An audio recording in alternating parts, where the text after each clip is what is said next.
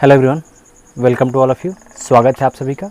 मैं स्वतंत्र कुमार आप सभी का हार्दिक स्वागत करता हूं। आज हम लोग क्लास 10 ज्योग्राफी का चौथा चैप्टर शुरू करने वाले हैं, ठीक है, जिसका शीर्षक है कृषि, यानी कि कृषि के बारे में हम आज जानेंगे। एग्रीकल्चर क्या होता है, एग्रीकल्चर से संबंधित प्रमुख जो तथ्य हैं, फैक्ट हैं, उनके बारे में चर्चा करेंगे। तो आइए शुरू करते हैं। सबसे पहले देखते हैं कि कृषि का डिफिनीशन क्या होता है। What is agriculture? कृषि हम किस प्रक्रिया को कहेंगे? तो हम कह सकते हैं कृषि के अंतर्गत फसल, पेड़ पौधों का उत्पादन एवं जंतुओं का पालन भी कृषि के अंतर्गत आता है। हम बेसिकली जानते हैं कि कृषि के अंतर्गत पेड़ पौधों का और फसलों का उत्पादन करते हैं, लेकिन ऐसा नहीं है।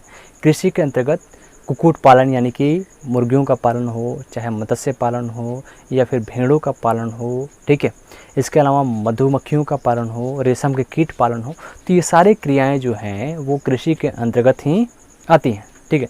तो ऐसा नहीं है कि कृषि के अंतर्गत हम फसलों का उत्पादन करते हैं, ठीक है। तो कृषि के अंतर्गत कृषि एक बृहद प्रक्रिया है जिसमें बहुत सारी क्रियाओं को शामिल किया जाता है, जैसे अभी हमने बताया।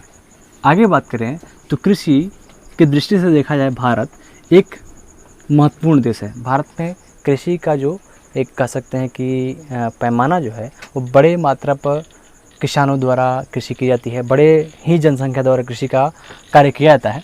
तो यहाँ का एक महत्वपूर्ण ये क्रिया है। भारत की 2/3 जो जनसंख्या है वो कृषि कार्यों में संलग्न है, ठीक है। यानी 2/3 जनसंख्या भारत में कृषि कार्यों में लगी हुई है और कृषि से ही अपना जीवन यापन व्यतीत कर रही है, जीवन यापन चला रही है। जैसा कि हम सभी को पता है कृषि एक प्राथमिक क्रिया है, ठीक है। Agriculture is a primary activities. कृषि एक प्राथमिक क्रिया है। हम पिछले क्लास में पढ़े होंगे कि प्राथमिक क्रिया क्या होता है, द्वितीय क्रिया क्या होता है, तृतीय क्रिया, ठीक है, प्राइमरी एक्टिविटीज़, सेकेंडरी और टर्सरी एक्टिविटीज़ क्या होता है, इसके बारे में हम पढ़ चुके हैं। फिर भी एक ओवरव्यू दे देते हैं आपको। जैसे कि प्राथमिक क्रिया के अंतर्गत हम प्राथमिक क्रिया की बात करें, ठीक है, तो प्राथमिक क्रिया में ये उत्पादन वगैरह जो भी है, कृषि उत्पादन का से कृषि उत्पादन की जो क्रिया है जिसमें कृषि से संबंधित जो भी उत्पादन किया जाता है, ठीक है, और खनन हो गया, ठीक है, माइनिंग। तो ये यानी कि अनेक प्रकार का जो कृषि के चीज़ें हैं, जैसे भेड़ पालन, पशुपालन, रेशम पालन, मधुमक्खी पालन, फसलों की कृषि, तो ये सारे क्रिया प्राथमिक क्रिया के अंतर्गत हैं, प्राथमिक क्रिया के अंतर्गत, और ये खनन भी प्राथमिक क्रिया के अंतर्गत ही आते हैं। द्वितीय की बात करें, ठीक है, सेकंड यानी द्वितीय की बात करें, द्वितीय क्रिया की बात करें तो इसके अंतर्गत विनिर्माण जो क्रिया है, ठीक है, मैन्युफैक्चरिंग जो क्रिया है, उसके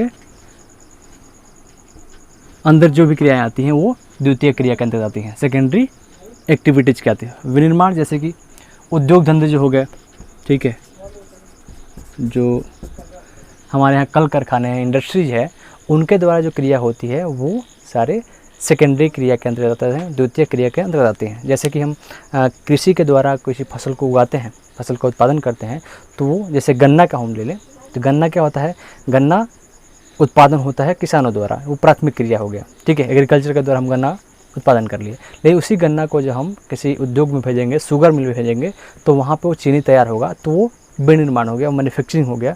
तो कच्चे माल से वो एक अच्छा पैदावार, एक प्रोडक्ट हो गया। तो उस प्रोडक्ट को हम किस में कर रहे हैं, वो प्रोडक्शन कहाँ कर रहे हैं हम लोग, वो प्रोडक्शन विनिर्माण उद्योग में हो रहा है, तो ये द्वितीय क्रिया है। तो द्वितीय क्रिया में जितने भी उद्योग धंधे हैं वो सारे द्वितीय क्षेत्र के अंदर आते हैं, द्वितीय क्रिया के अंतर्गत आते हैं, ठीक है। तृतीय की बात करें, ठीक है, तृतीय क्रिया की बात करें तो तृतीय क्रिया में सेवा की जो भी क्रियाएं हैं, सेवा जो क्षेत्र है, वो सेवा क्षेत्र के अंदर जो भी क्रियाएं आती हैं, तो वो सारी क्रियाएं आपको तृतीय क्रिया के अंतर्गत आती हैं। सेवा चाहे हम वो शिक्षा सेवा हो गया, ट्रांसपोर्ट सेवा हो गया, परिवहन यानी कि, इसके अलावा बैंकिंग सेवा हो गया, रेलवे सेवा हो गया, तो ये सारी सेवाएं जो हैं वो सारी क्रियाएं तृतीय क्रिया के अंतर्गत आती हैं, टर्सरी एक्टिविटीज़ के अंतर्गत आती हैं। तो यहाँ पर आप समझ गए होंगे प्राथमिक, द्वितीय और तृतीय क्रियाएं क्या होती हैं। क्लियर है? आगे बढ़े, ठीक है। तो आगे बढ़ते हैं। तो अगला है कृषि के प्रकार, टाइप ऑफ एग्रीकल्चर। कृषि के प्रकार क्या है? कृषि कितने प्रकार से की जाती है भारत में? हम बेसिकली बात करें या फिर वर्ल्ड के पैमाने पर देखें तो कृषि के प्रकार क्या है, ठीक है, टाइप ऑफ एग्रीकल्चर क्या है। तो यहाँ पे इस लाइन को देख लेते हैं। जैसे हज़ारों वर्षों से भौतिक पर्यावरण, प्रौद्योगिकी यानी तकनीकी और सामाजिक सांस्कृतिक जो विकास है, रीति रिवाज है, उसके अनुसार खेती की विधियों में सार्थक परिवर्तन हुआ है। यानी कि हम बात करें प्राचीन काल में, हम एग्रीकल्चर का एक प्रोसेस देखें, मेथड देखें तो काफ़ी पुराना होता था, काफ़ी ओल्ड तरीके से होता था। लेकिन आज की जो प्रक्रिया देखते हैं एग्रीकल्चर का, उसमें काफ़ी परिवर्तन आया है। ये परिवर्तन एकाएक नहीं हुआ है, जो भी सार्थक परिवर्तन हुआ है एकाएक नहीं हुआ है। इसमें प्रक्रियाएँ लगी, इसमें समय लगा है और समय के अनुसार इसमें परिवर्तन हुआ है, समय के अनुसार इसमें परिवर्तन देखने को मिलता है। तो ये परिवर्तन किस कारण से हुआ है? जो भौतिक पर्यावरण में चेंजेज आए हैं, तकनीकी विकास जो बढ़ा है, टेक्नोलॉजी का विकास बढ़ा है, साथ ही साथ सामाजिक सांस्कृतिक जो हमारा एक परिवर्तन हुआ है, समाज में संस्कृति में जो परिवर्तन हुआ उसके कारण, रीति रिवाज खान पान में परिवर्तन हुआ उसके कारण भी खेती की विधियों में सार्थक परिवर्तन, सार्थक चेंजेस देखने को मिल रहे हैं। तो ये एकाएक परिवर्तन नहीं है, कई प्रक्रियाओं के आधार पर ये चेंजेस देखने को यहाँ पर मिलते हैं।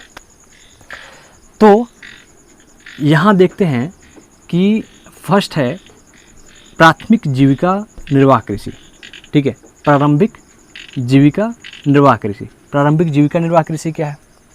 ठीक है, प्रारंभिक, जैसा कि इसमें नाम में ही इसका अर्थ छिपा हुआ है, इसको आप खुद से भी आप इसको डिफाइन कर सकते हैं। जीविका निर्वाह यानी कि जीवन के निर्वाह करने के लिए जो कृषि की जाती है, ठीक है, प्रारंभिक जो विधि से जीविका निर्वाह करने के लिए, जीवन निर्वाह करने के लिए जो कृषि की जाती है वो है जीविका निर्वाह कृषि। तो प्रारंभिक जीविका निर्वाह कृषि यानी कि प्रारंभिक जो सुविधाएं हैं, जो व्यवस्थाएं हैं, उसके आधार पर जीवन निर्वाह करने की जो कृषि है, कृषि पद्धति है, उसको हम जीविका निर्वाह कृषि कहते हैं, जैसा कि नाम में है, ठीक है। जीविका निर्वाह, जीवन को निर्वाह, जीवन को व्यतीत करने के लिए जो कृषि की विधि अपनाई जाती है।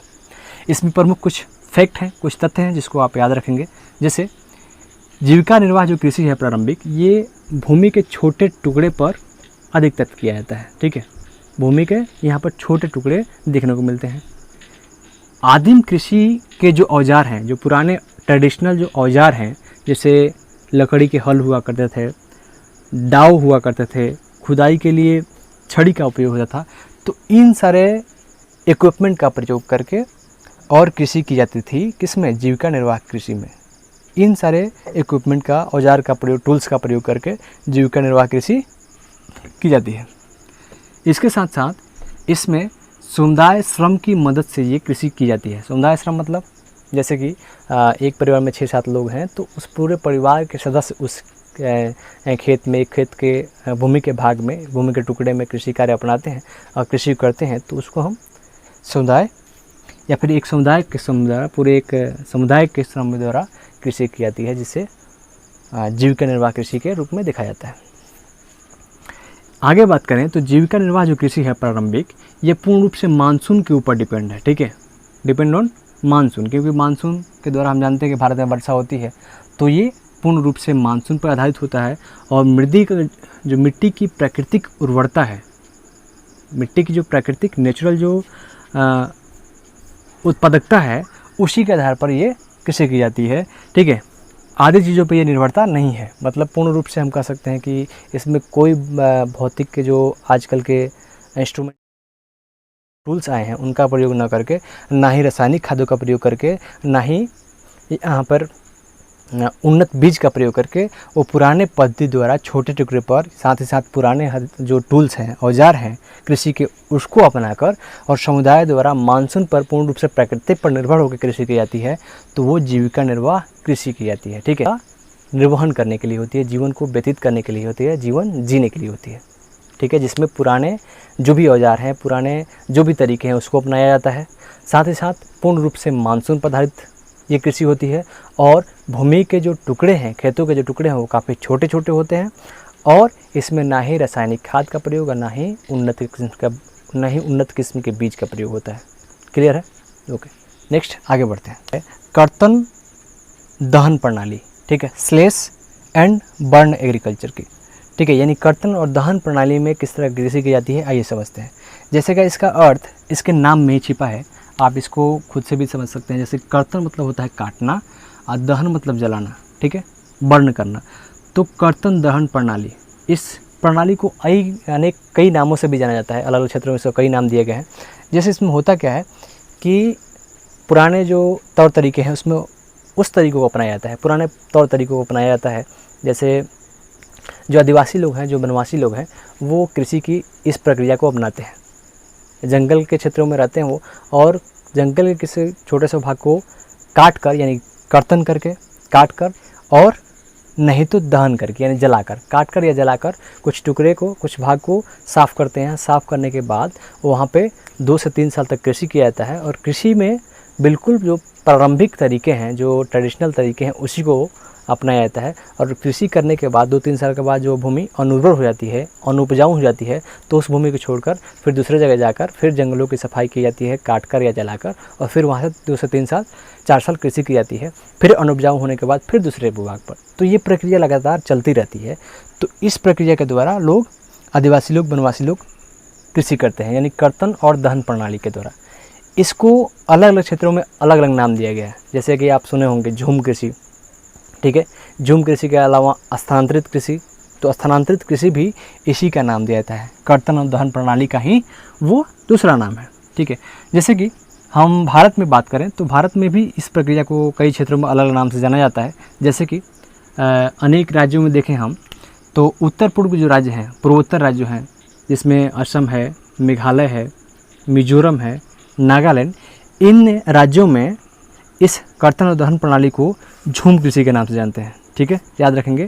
पूर्वोत्तर के जो राज्य हैं, असम, मेघालय, मिजोरम, नागालैंड, वहाँ पे झूम कृषि के नाम से जाना जाता है। जबकि हम मणिपुर की बात करें, ठीक है, तो इसको पालमू नाम से जाना जाता है।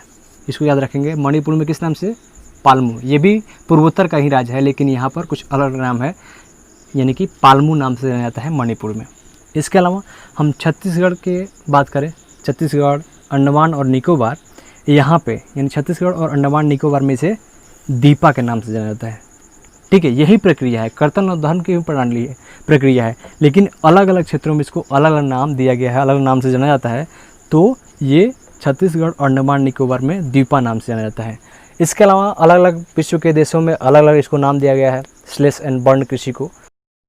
अब आइए, भारत में कर्तन दहन प्रणाली के कुछ अलग अलग नाम हैं, अलग अलग राज्यों में इनके अलग नाम दिए जाते हैं। तो आइए इसको देख लेते हैं। ये कंपटीशन भी उससे काफ़ी महत्वपूर्ण है। अगर कमीशन या पीसीएस वगैरह की तैयारी कर रहे हैं आप, तो उस दृष्टि से आपके लिए काफ़ी महत्वपूर्ण साबित हो सकता है। हालांकि बोर्ड एग्ज़ाम में इसमें से काफ़ी कम सवाल पूछे जाते हैं, लेकिन आप याद रख सकते हैं। तो इसको देख लेते हैं। मध्य प्रदेश में कर्तन और दहन प्रणाली, जिसको झूम कृषि भी कहते हैं, इसको बेवर या दहिया कहा जाता है। आंध्र प्रदेश में इसे पोंडू या पेंडा कहा जाता है।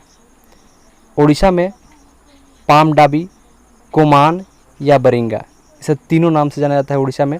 तो अलग अलग राज्यों में कर्तन और दहन प्रणाली को अलग अलग नाम से जानते हैं। पश्चिमी घाट जो क्षेत्र है, जिसमें पश्चिमी घाट में आप देखते हैं केरल वगैरह के जो क्षेत्र हैं, तो वहाँ पे या कुमारी के नाम से जाना जाता है। दक्षिण पश्चिम जो राजस्थान क्षेत्र है, वहाँ पर वालरे और वाल्टरे, ये 2 नाम दिया जाता है। तो आप इसको याद रख सकते हैं।